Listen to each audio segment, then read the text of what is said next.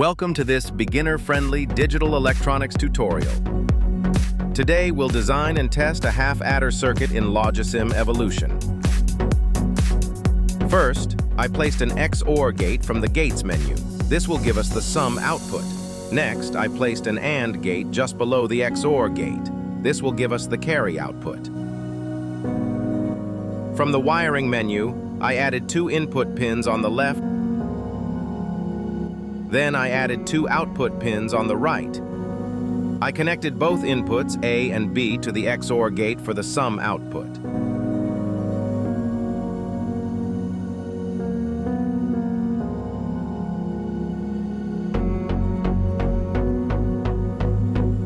I also connected A and B to the AND gate for the carry output. Finally, I wired the XOR gate to sum and the AND gate to carry. Now let's test the half-adder. When both A and B are 0, sum is 0 and carry is 0.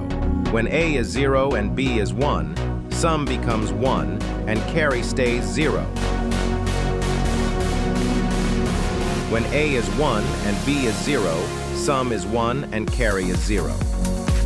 When both A and B are 1, sum becomes 0 and carry becomes 1.